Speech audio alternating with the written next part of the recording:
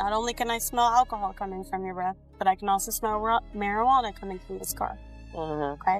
So, in just a moment, I'll be searching this car. Is there anything that I'm going to find in this car? I have a gun. Imagine this, you survive a terrifying armed home invasion.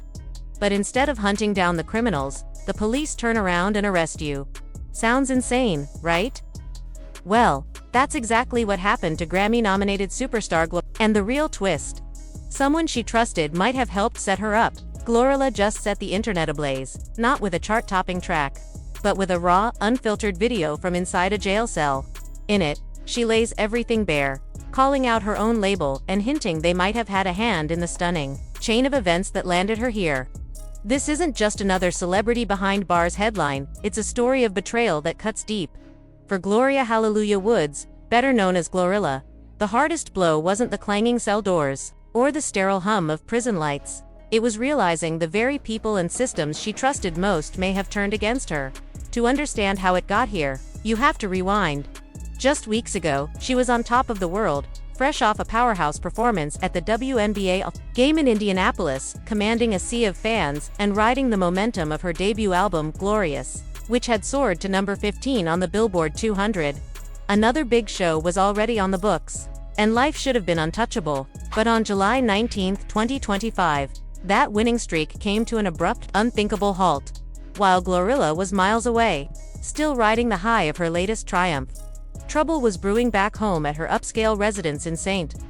What unfolded there turned superstar highs into a waking nightmare. The setting, Marlowe Country Club, an exclusive enclave in Forsyth County, Georgia, where wealth and tranquility usually keep chaos at bay.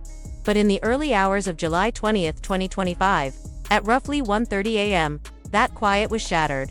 Sheriff's deputies rushed to a reported burglary in progress, but this wasn't just another break-in.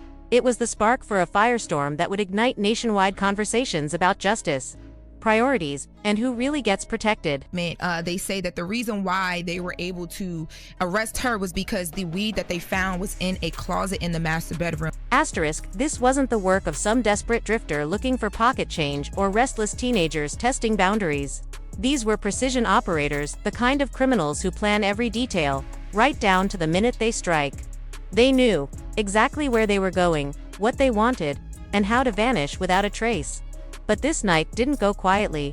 Inside GloRilla's home, someone armed and ready wasn't about to let the threat slide. Gunfire split the stillness, the sharp cracks ricocheting through the manicured calm of a high-end golf course community. For a moment, it was less suburban serenity and more action thriller chaos, the kind you never expect to hear outside your own window. Miraculously, no one inside was hurt. The intruders, however, melted into the darkness as if they were never there. And that's the part that stings. 3 armed individuals invade a superstar's home, rattle the walls with violence, make off with valuables, and yet, weeks later, they remain nothing more than shadows. If criminals can pull that off here, in a fortress of wealth and security, what does that say about the rest of us? The victims did everything right. They defended themselves. They cooperated. They put their faith in the system. But that faith was about to take a hit, because while combing through the scene, deputies claimed to detect the faint smell of marijuana. In an instant, the mission shifted. The urgent hunt for armed suspects took a backseat, replaced by the slow, deliberate machinery of a drug investigation. The Lanier Regional Drug Task Force was called in, and within hours, a search warrant was in play.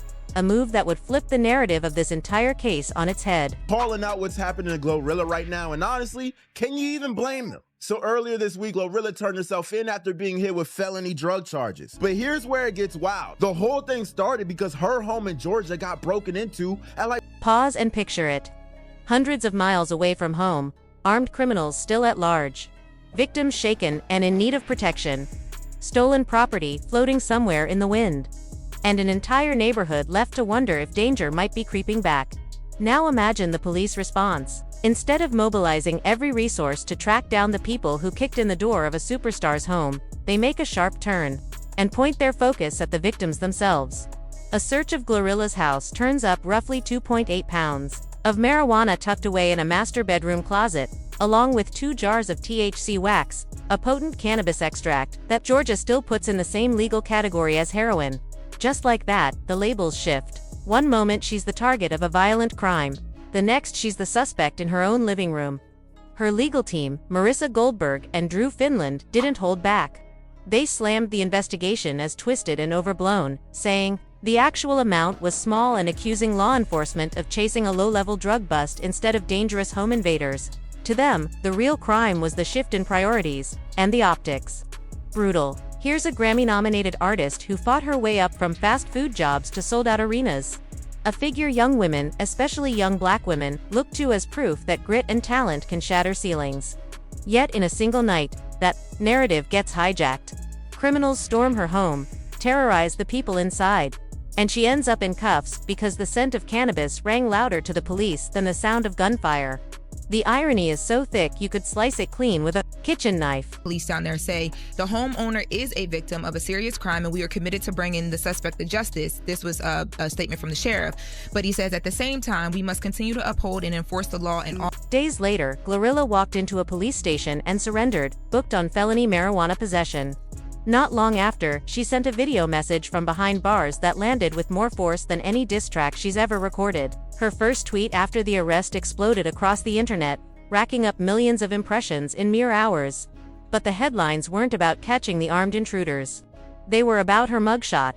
And marijuana, and here's the thing. This was never just about weed. It was about being targeted, criminalized, and muted after clawing your way out of the very cycle designed to hold you down. If you're thinking this must have been her first run-in with police, think again. This was simply the chapter that drew the most public eyes. While GloRilla was in Indianapolis, fresh off a show-stopping All-Star Game performance, celebrating with her crew, maybe plotting her next big move, her home life was imploding, without her even knowing.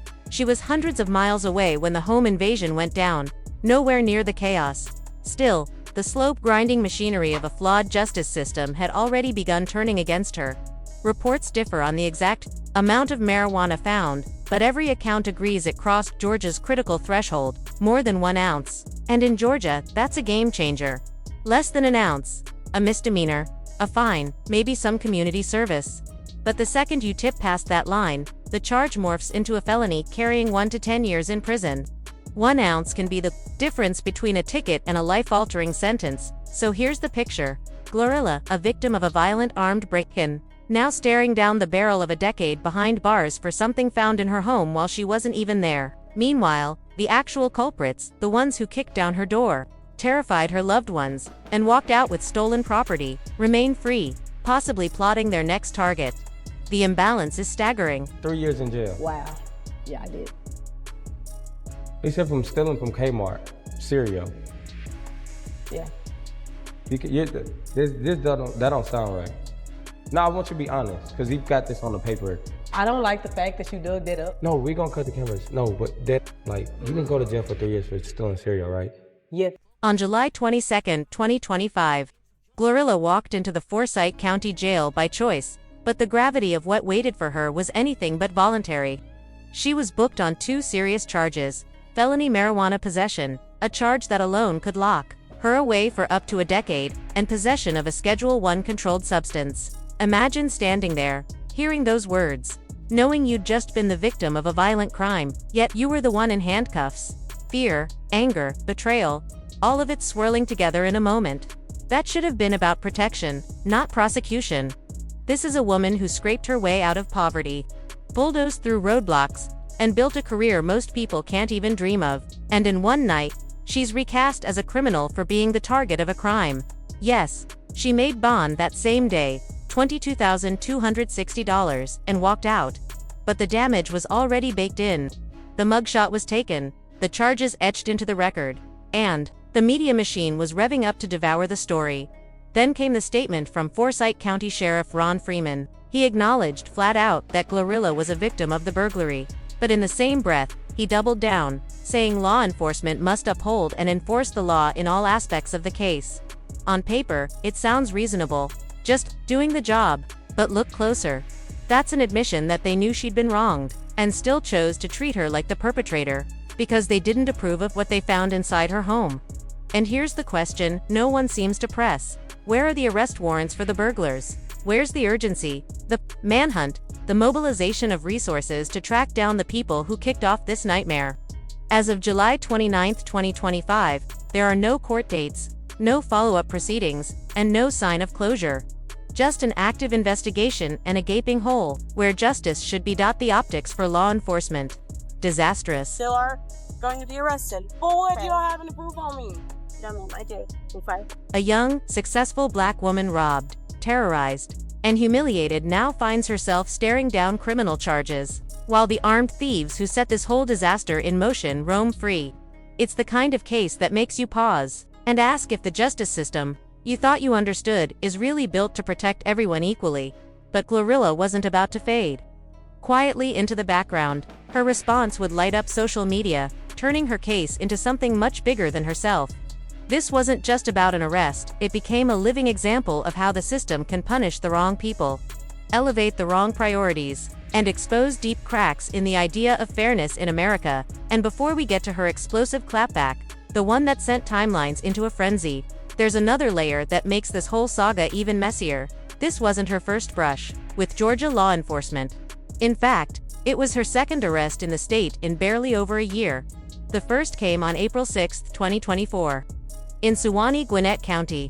It started as something minor, an alleged illegal U-turn at a red light around 4 a.m., what should have been a routine traffic stop morphed into something far more serious when officers claimed they smelled alcohol and marijuana coming from her car. The body camera footage from that night says more than any report could. GloRilla stands calm, cooperative, explaining she wasn't impaired, respectful in every word, just wanting to get home. But you can almost feel the decision already made in the officers' minds. They documented watery, bloodshot eyes, and noted her admission that she'd had a drink earlier, even as she insisted she was fit to drive. Was arrested in Georgia on felony drug charges and was booked Tuesday in Forsyth County, Georgia. I believe I'm saying that correct. The charges were possession of a scheduled controlled substance and possession of marijuana over. Then came the field sobriety tests. According to the body camera footage, she stumbled on multiple parts, clips that would later be broadcast everywhere, stripped of context and replayed like entertainment. By the time the night was over, she'd been charged with DUI, hit with a misdemeanor marijuana possession count for less than an ounce, and cited for an open container, booked, processed, and released on bond within hours. And here's where the bigger picture starts to sharpen. This is no longer looking like bad luck, it's looking like a pattern. A young black woman, one of the most successful artists in the business, repeatedly stopped, scrutinized, and charged by Georgia law enforcement. In each encounter, the same energy. Find a reason to arrest rather than treat her like any other citizen in the same situation. When you lay the two arrests side by side, the parallels are unsettling. In one case, she was the victim of a violent break-in. In the other, she was simply driving home. Yet in both, law enforcement's lens zeroed in on criminalizing her instead of addressing the actual harm or risk at hand. But this time, GloRilla wasn't going to play it quiet. This arrest hit differently. Her pushback would strip away the polite facade and force a conversation about a justice system that too often criminalizes the very communities that fight the hardest to succeed. When certain people make it out, make it big, and do it on their own terms, legal trouble seems to appear like clockwork, not always because of what they've done, but because of what they represent. And here's what most don't know. Her run-ins with the justice system didn't start after fame. They go back years to when she was just Gloria Woods, a teenager making mistakes like countless others. She says she was arrested for shoplifting, stealing boxes of cereal from Kmart. A dumb, impulsive choice, sure, but the punishment, nearly 3 years in jail. 3 years, for cereal. The story sounded so unbelievable that some outlets assumed it had to be satire. But to her, it was the first taste of how unfairly the system could hit and how much harsher it could be when you come from where she did. Eventually, GloRilla had to step in and set the record straight herself. On X, formerly Twitter, she fired back at the viral rumor mill. You really sat y'all ass up there and believed. Went to jail for 3 years for stealing cereal and dats. Why you hearts being y'alls today? Because y'all believe whatever they tell you. She was laughing at the exaggeration. Sure, but beneath the sarcasm sat one unshakable truth. Even as a teenager, she'd faced serious life consequences for what was essentially a youthful mistake. That early run-in didn't just punish her, it taught her that the system seemed ready to hit her harder than most, long before she had a stage name or a record deal. And the pattern didn't start with shoplifting cereal. Even before that, her brushes with the law could be traced back to pure survival instincts in a strict religious household where secular music was forbidden, so she and her siblings got creative. What she half-jokingly called a mini-criminal operation just to hear the same music their peers enjoyed. "We used to steal Lil Wayne and Drake CDs from Walmart," she admitted in interviews. "We'd steal the CDs and download all the songs onto the PlayStation. That was the only way we could listen to other music." Her older brothers even flipped the stolen discs at school for cash, smuggling hip-hop culture into their world one jewel case at a time. To some, that sounds like harmless teenage rebellion, but for GloRilla, it was more than that. It was a lesson in navigating a world that didn't make space for her interests or her voice. When the right channels were closed off, she learned to create her own, even if it meant breaking the rules. That survival mindset never fully left her. And now, years later, it's part of why she's unafraid to fight back when the system comes knocking again. As GloRilla's star rose, so did the legal storms swirling around her name. One of the most high-profile examples came in March 2023 at the Main Street Armory in Rochester, New York, during a joint performance with Finesse, 2 times. The night should have ended in celebration. Instead, it collapsed into chaos when fans believed they heard gunfire, triggering a panicked stampede. 3 women lost their lives, 9 more were injured, and lawsuits hit immediately. GloRilla wasn't charged, but the headline still linked her name to the tragedy, cementing how easily her image could be tied to violence and liability, even when she wasn't the cause. Late 2023 brought more turbulence. During a Memphis show, a crowd dispute escalated until police swarmed the venue. She was arrested for disorderly conduct and inciting a riot, charges her legal team insisted were baseless, arguing she was simply performing when the chaos erupted. The accusations didn't stick in court, but they stuck in the public narrative, feeding the idea that her very presence meant trouble. And that was just the criminal side. Civil lawsuits piled onto, each one painting a murkier picture. Some critics framed it as a failure to manage her business obligations. Others saw opportunists circling, eager to cash in on her fame. The biggest came in May 2024, when Atlanta investor Aristotle Varner Jr. accused her of defrauding him out of $400,000. Court filings traced it to a 2022 deal in which Varner claimed he paid her $150,000 for promo work, a collaborative Instagram post, an in-person meet-and-greet, and a 30-minute interview. He says she delivered only the Instagram post, ditching the other commitments. In interviews, Varner chalked it up to celebrity cocky attitude, claiming that once her fame skyrocketed, she thought she was too big to follow through. Then came November 2024. When Florida rapper Plies accused GloRilla, along with Megan Thee Stallion, Cardi B, and Soulja Boy of lifting elements from his 2008 track, Me and My Goons for their hit Wannabe. The lawsuit was dropped in March 2025, but it underscored one thing: her success had painted a massive target on her back. By June 2025, she was in court again, this time facing a suit from influencer Natalie Henderson, who claimed GloRilla had stolen her viral "No BBL" catchphrase for a song. Another headline, another opportunity for her name to be dragged. Lay it all out, the teenage shoplifting case. The CD hustle just to hear music, the 2024 DUI, the concert-related arrests, the investor lawsuits, the copyright battles, and now the 2025 felony drug charge after a violent home invasion, and a disturbing pattern emerges.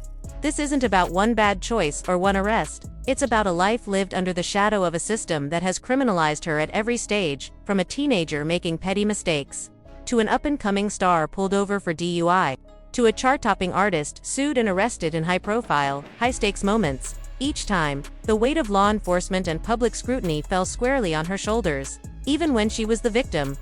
GloRilla's story is, in many ways, the story of countless young Black women in America, women who find themselves trapped in a cycle of criminalization that doesn't loosen its grip, no matter how high they climb.